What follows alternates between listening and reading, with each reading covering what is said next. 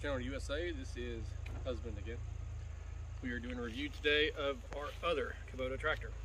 This is an L3301, which is a 33 horsepower Kubota. It has the L525 loader on it, which is the same one they put on the 3901 as well.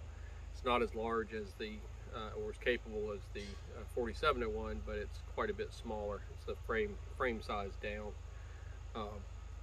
Nice thing on this tractor is it is smaller, it's a little bit better on fuel economy, and it'll still turn the PTO well enough to run a 5-foot implement, category 1, pretty much whatever we need, or pull our double bottom plow. We have the front end loader on this one, which we also have.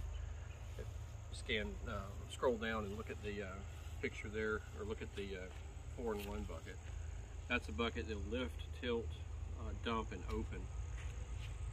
And it's good because you have a cutting edge on the inside you can use to level and scrape and do quite a bit. We've cleared this little half-acre spot here the last week. It's the site of my old building we lost in Hurricane Florence, and a pump house before that and some other stuff, but we got all that cleared. Now, the only things extra we've done on this one, of course, the front, we've got the rear accessories, we got the front end loader, the hydraulic accessories here. Also added this saw haul, which is a nice accessory, unless you put a chainsaw there and carry it with you without bouncing around, without damaging the saw either. So we have that. The other option, if you look at the tires, they look a little bit different. Most vehicles like this, most tractors will come with the R4 tires these days. We went with R1s on the 4701, which are the agriculturals. We went with R14s on this tractor, which are a combination.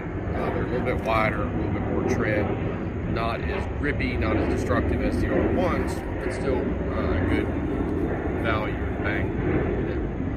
When I say bang for a buck, it comes in very handy. It doesn't leave as big an imprint when you're going over soft ground, which we have quite a bit of here.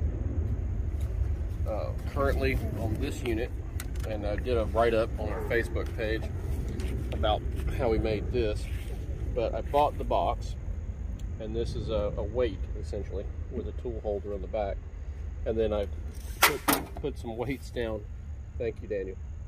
I put some weights down inside of it, some old workout weights, cast steel, to put some more weight in here, along with some lead and some other trash I had around here. This weighs about between 650 and 680 pounds, which if you do the math, doesn't add up to what the concrete will tell you. But like I said, I know how much weight's in the bottom of this thing, and it's quite a bit more than what the concrete weighs.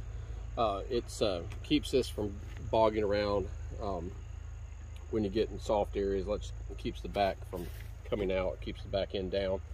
Also gives you enough weight in the back so you can still turn and not swing things back and forth. I used to carry the bush hog back here, but it sits out another 5 feet behind this, and it makes turning tightly a thing of the past. But when I made this, I also made in some tool holders to carry some of the things I use. I've got a fuel holder here for the chainsaws. I have chain bar oil. This one's empty, but it's just there for demo. Carry my chainsaw up here, my spade, my shovel, rake, hoe, a brush, and some other stuff that we need on a pretty regular basis, along with a machete. And there's another place back here to carry a chainsaw as well, in case I'm using this on the other tractor. But it generally has the backhoe on it. But overall, this has been a very, very good tractor. For what we got it for, we traded in our two New Hollands. We had a TC29 and a Workmaster 35 that we traded in on these, and we've been very pleased.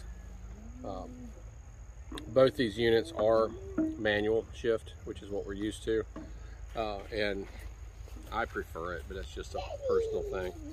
You don't have the horsepower reduction that you have with the hydrostatic, but you don't have the back and forth, the quick turn either. You have to clutch and shift and move back and forth in and out of gear, but it's not really an issue for me. I'm used to it. if you want to take a look. And that's pretty much it. I'll fire it up here in a minute and you can take a picture of it moving.